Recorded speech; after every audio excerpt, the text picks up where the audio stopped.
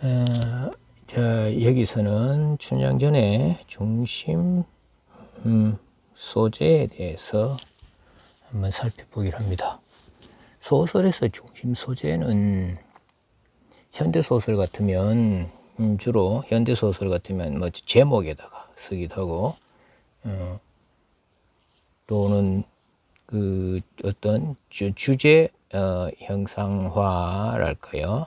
아니면 어떤 인물의 어떤 성격을 보여주는 그런 기능을 하는 소재로 많이 등장을 합니다. 그래서 굉장히 예컨대 무슨 제목이 구리 거울, 뭐 동경이라든지 아니면 무슨 뭐 화장,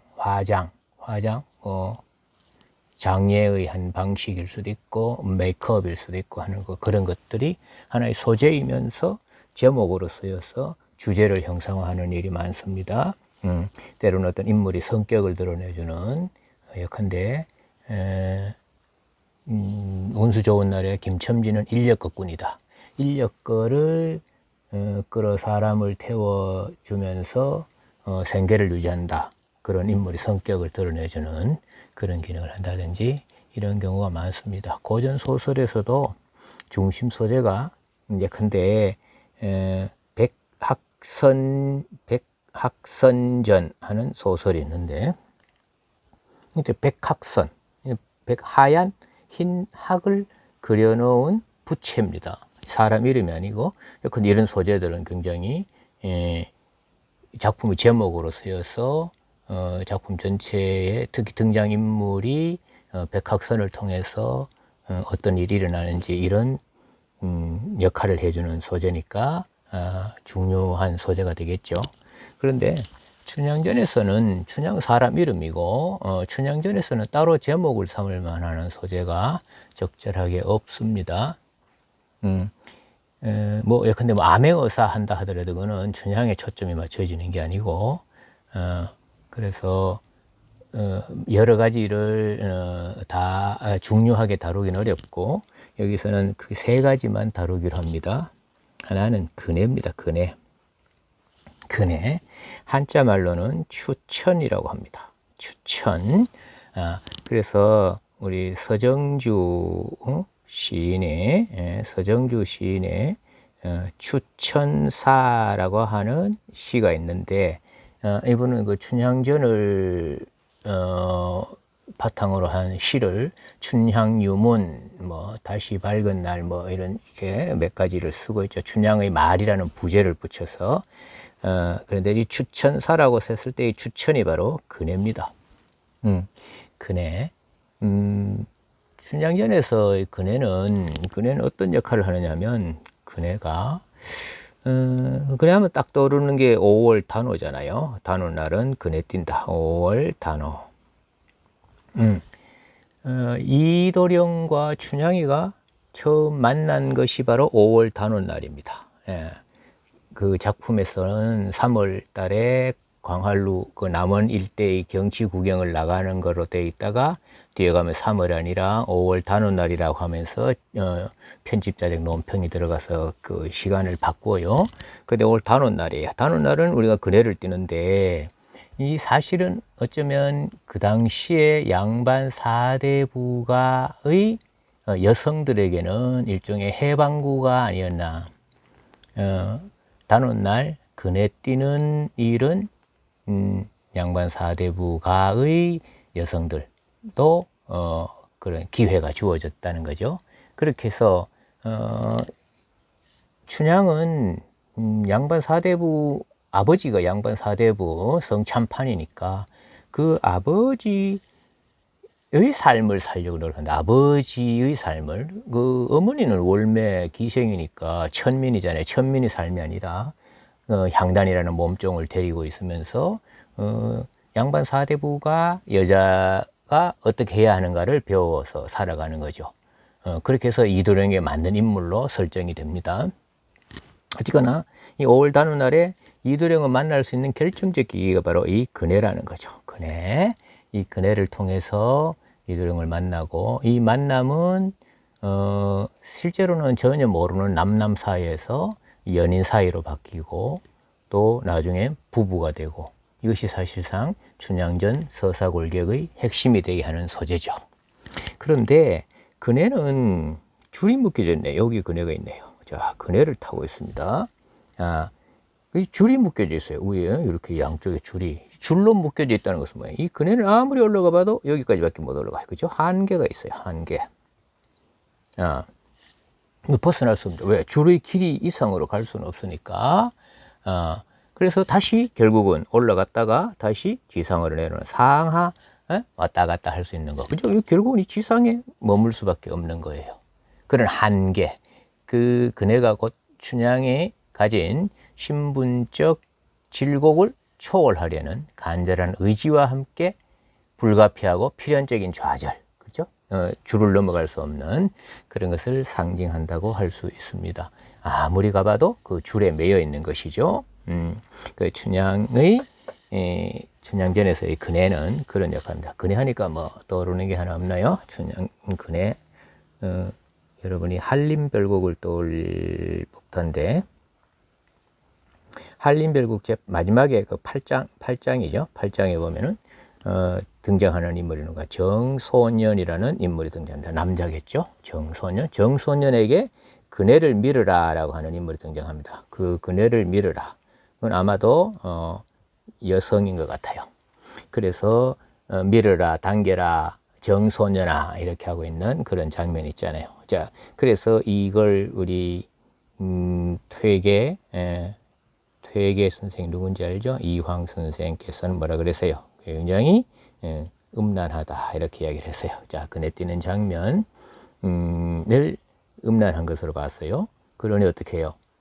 그네 뛰는 것을 늘 뛰게 할 수는 없겠죠. 그래 하루 후 5월 다는 날 하루 이렇게 뛰는 것을 허용했는 게 아닌가. 이와 유사한 여성의 해방구 하나는 화전놀이라고 하는데 화전은 글자 그대로 꽃찌짐이에요. 꽃이 필 때, 봄에 진달래 꽃이 필 때 그 꽃을 따서 찌짐을 부쳐 먹는 거예요. 밀가루에다가 꽃을 따서 넣고 전을 부쳐 먹는 거죠. 그 꽃전, 화전. 그때 부르는 노래가 화전가죠. 화전가인데 이 바로 찌짐을 부쳐 먹는 것이 바로 사대부가 여성들입니다. 들에나 산에 가서 모여서 이것도 역시 해방구로서의 기능을 했는데 이런 어떤 풍습에 대해서 정통 양반 사대부 그 남성들은 별로 좋아하지 않은 것 같았어요. 그 우리 퇴계 선생 같은 분도 이렇게 하듯이 별로 좋아하지 않아서 반화전가리니 뭐 이런 것도 나와 있고 여러분들 아마 화전가 하면 딱 떠오르는 게 된동어미 화전가, 그죠? 불에 댄 아이 엄마가 부르는 화전가 이런 게 있었죠. 자, 이제 여성에 대한 대자 초점을 맞춰서 한 가지 추가한 이야기입니다. 자, 그렇게 하고 그 다음에는 꿈이라고 하는 소재가 굉장히 중요합니다. 꿈. 자, 꿈은 우리 고전 소설에서 흔히 나타납니다. 꿈은 현실과 관련이 있으면서도 현실적인 하지만 사실은 비현실적인 양면성이잖아요. 그래서 허구의 세계를 통해서 현실 문제를 다루는 서사체, 서사물, 여기서 중요한 형식이나 소재로 채택이 되어 있습니다. 소재로서의 꿈은 어떤 주인공의 탄생과 관련된 어떤 태몽이 좀 많고 또는 어떤 미래에 일어날 일을 보여주는 혹은 뭐 예지몽 하기도 하고 예시몽이라고 하고 혹은 보여준다는 의미에서 미래에 일어날 일을 현시몽 이렇게 이야기하는 그런 기능을 하는 그래서 실제로 꿈의 세계는 비현실적인 세계인데 결국 꿈 세계에서 현실계에서 불가능한 시간 현실에서는 이루어낼 수 없는 시간을 늘렸다 줄였다 하고 이 공간 저 공간을 자유롭게 이동한다 라든지 비현실적 존재, 신적 존재, 선년이 뭐 신선이니 혹은 무슨 산신령이니 하는 그런 인물들이 등장할 수 있도록 하는 것이죠. 그래서 이제 월묘의 꿈이 합니다. 월묘의 꿈이 하나 있고 월매가 꾸는 꿈이 있고 춘향이 꾸는 꿈이 있는데 월매가 꾸는 꿈은 하나는 춘향이를 갖게 될 태몽입니다. 예? 월매의 꿈은 하나의 태몽이 있고 춘향이가 태어나게 될 태몽이 있고 또 하나는 이도령을 만나게 될 용꿈을 꿉니다. 자, 이도령을 만나기 전에 용꿈을 꿔요. 처음에 춘향과 이도령이 광활로에서 만나잖아요. 실제로 거기서 만나는 건 아니죠. 원래 처음에는 거기서 만난 이도령이 보고 방자를 시켜서 야 춘향이 가서 데려오느라 하니까 춘향이가 싫어하고 집에 가버리죠. 그리고 다시 방자가 그 춘향이 집에 가서 이도령이 부른다. 그러니까 월매가 꿈을 생각하잖아요. 맞아, 꿈을 꿨어. 용꿈을 꿨지. 그 이몽룡이 몽룡이잖아. 그렇게 해서 가서 만나게 하죠. 만나게 하고 그날 밤에 집에 찾아온 춘향이 집에 찾아온 이몽룡을 춘향과 합방을 하게 허락을 해주는 그런 용꿈이 등장합니다. 그래서 결국 이 꿈은 그 춘향이 이 태몽은 춘향이 어떤 천상적 인물이라는 거, 영웅적 삶을 살게 될 가능성을 보여주는 천상적 존재라는 그런 것을 보여주는 것이고, 그 천상적 존재니까 지상적 질서를 허물어뜨릴 수도 있다는 거죠. 그리고 이 용꿈은 그게 어울리는 동반자를 설정해 주는 겁니다. 자, 그 다음 춘향의 꿈, 춘향의 꿈도 두 가지인데, 하나는, 감옥에 갇혔을 때, 감옥에 수청 들기를 거부하고, 모진 고문을 당하죠. 모진 형벌을 당하고, 감옥에 가서 비몽사몽간에, 황릉묘에 갑니다. 황릉묘. 고전 소설에 흔히 황릉묘가 가끔 등장하는데, 황릉묘는 뭐냐? 이때 묘는 묘지가 아니고 사당입니다. 이건 누구를 모신 사당이냐 하면 이비, 두 왕비, 이비가 누구냐면 아황과 여영이라고 하는 순임금의 왕비입니다.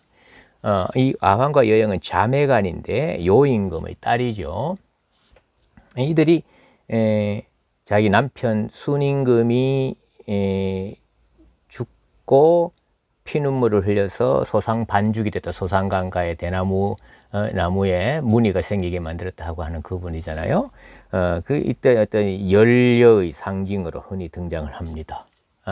그래서 이 황릉묘에 초대를 받아가는데 춘향은 자기가 살아있는 사람이잖아요. 원래 여기는 황릉묘는 묘는 사당이니까 죽은 사람들이 가야 되는 곳인데 나는 살아있는 사람인데 거기 초대받아 갔잖아요. 그래 가니까 그것도 사실상 비현실적이죠. 그런 비현실적 시간과 공간이 설정이 되어 있어요. 근데 여기에 가면 이 아황 여영뿐만 아니고 다른 어떤 연려들이 나타나서 이 춘향의 행위를 칭찬합니다. 너 잘했다. 지금 고통스럽지만 미래를 위해서 이 고통을 잘 견뎌내라 이런 것이죠. 근데 알고 보면 원래 뭐예요? 춘향이는 천상적 존재였잖아요. 천상적 존재였으니까 그 지상적 행위에 이 지상적 행위가 어찌 보면은 뭐랄까요? 정당하다. 너는 당당히 저항해야 한다라는 것을 보여주는 것이죠. 또 하나의 꿈은 뭐냐면은 이 춘향전에는 흥미 요소로서 봉사가 등장합니다. 점을 치는 봉사. 봉사가 등장해서 해몽을 해주는데 그 해몽을 할 때 춘향이 꿈을 꾼다는 거죠. 어디에 위에 무슨 허수아비가 걸려 있고 어쩌고 하는 그런 꿈이 나옵니다. 그럼 이것은 결국은 뭐냐면 이 봉사의 해몽을 통해서 앞으로 일어날 일, 춘향에게 일어날 일을 암시해 주는 것이죠. 앞으로 전개될 현실적 이야기를 비현실적 장치를 통해서 보여줌으로써 실제로 일어난 일이 있을 법한 일이다. 왜? 꿈에서 보여줬잖아. 그래서 어떤 개연성, 구조적 필연성 이런 것들을 확보해 주게 하는 그런 기능을 하는 해몽이 있었습니다. 춘향전에서의 꿈은 크게 그런 정도의 꿈이 나타나는 거죠. 꿈이 없다면 우연의 일치 이렇게 돼버릴 것들인데 꿈을 통해서 그런 문제가 서사 골격을 튼튼하게 만들어주는 기능을 하는 셈이네요. 또 한 가지는 이도령과 관련되는 건데, 자, 마패를 하나 들어봅시다. 마패. 암행어사는 마패를 들고 합니다. 마패 뭔지 알죠? 이런 둥근 것에다가 뭐 말을 뭐 몇 마리 말을 몇 마리 그려놔요. 이 몇 마리냐에 따라서 그 달라지는데, 이 마패는 뭐냐면 우리가 보통 역마라고 했죠. 역마. 역이 있고 역마다는 말이 있는데, 왜냐하면 사람이 말을 타고 먼 거리를 갈 때 말은 뛰고 사람은 타고 있으니까 말은 빨리 피곤해질 거 아니에요. 그럼 어느 정도 가면은 그 다음에 어떻게 돼? 다른 말을 갈아타고 가야 되는 거야. 그렇게 갈아탈 수 있도록 만들어 놓은 게 역이죠. 역이라는 것도 역참 하는 것도 있죠. 역참, 역. 자, 오늘날 무슨 역 하면은 뭐 이 기차역 이런 것을 말하는데, 옛날에 그 말을 하면서 이 여기저기 다니도록 말. 그래서 역마살이기 있다는 거, 여러 곳에 다닌다는 뜻이잖아요. 그렇게 해서 역에 가서 몇 마리 말을 마패에 있는 말만큼 말을 받을 수 있다. 뭐 이렇게 이야기를 하죠. 그러면은 그게 어떤 역할이 크면 클수록, 신분이 높을수록 말을 여러 마리를 받을 수 있다. 이렇게 얘기할 수 있는데, 그게 말인데, 근데 이 마패가 두 번이 나옵니다. 한 번은 뭐냐면 이도령은 남행을 하죠. 남원으로 내려옵니다. 남원으로 내려오고, 그때 춘향이는 옥에 갇히고 그 사연을 편지를 써서 서울에 있는 이도령에게 보내는데, 거기에 한 아이가 등장합니다. 어떤 버전에는 이것이 방자로 설정이 되어 있는데, 연려춘향 수절과 춘향전 거듭읽기의 대본인 연려춘향 수절가에서는 그냥 아이로 등장합니다. 이 아이가 올라가다가 이 몽룡, 암행어사가 된 이몽룡을 만나죠. 만났는데 옥신각신 하다가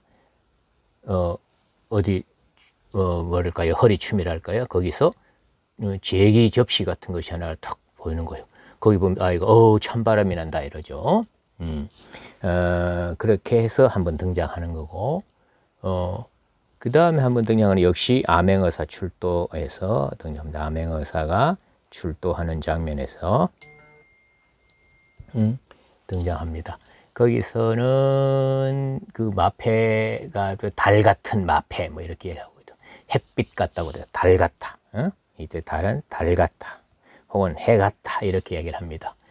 달 같다. 밤에 이 모양이 둥글다라는 것을 의미하는 것일 수도 있지만은, 달이니까 밤에 밝게 해주는 거고, 햇빛은 낮에 밝게 해주는 거잖아요. 그래서 대명천지, 밝은 원한 세상, 대명천지, 부정부패를 통한 탐관오리에게는 어떻게 해요? 찬바람이 나는, 그런 탐관오리에게 나는 찬바람 같은 것이기도 하고, 또 핍박받는 민중에게는 햇빛 같은 것이고, 광명이고 이렇게 되겠죠. 그리고 광명, 그래서 어떤 광명이나 혹은 해방이나, 그치? 또는 뭐랄까요, 그 찬바람 같은 거, 탐관오리에게 있어서는 어떤 뭐랄까요, 어떤 위협이랄까요, 뭐 그런 기능을 하는 마패라고 이야기할 수 있습니다. 또 한편으로는 달과 해는 밝음, 이것은 광명과 해방을 주는 임금의 덕화, 이렇게 이야기합니다. 월인천강지곡이라고 알나요? 월인천강지곡, 용비어천가와 함께 우리 훈민정음을 실험했던 것 중에 하나인데, 여기 글자가 들어가면 달이 천강을 비춘다. 달이 온 세상을 후원하게 비춘다. 이때 달은 부처님입니다. 부처님. 그런데 우리가 달이 후원하게 비추고, 해와 달은 임금을 상징하잖아요. 임금. 그리고 그 해와 달을 가리는 구름은 간신을 상징하고 흔히 많이 나오던 고전 작품에서의 소재입니다. 그래서 임금의 덕화를 의미하는데, 사실은 뭐예요? 암행어사라는 직책이, 암행어사라는 것은 임금 대신해서 임금의 역할을 하는 것이잖아요. 그래서 그가 가진 마패는 곧 뭘까요? 임금이 어떤 임금 대행하는, 임금의 행위를 대행하게 하는 그런 기능을 하는 것이 마패니까. 예, 그래서 이 마패도 춘향전에서는 중요한 소재가 된다고 할 수 있겠습니다. 자, 그래서 춘향전에서는 크게 무슨 근해나 꿈이나 마패 이런 정도의 소재로 우리가 관심을 기울일 만한 것이 되겠습니다.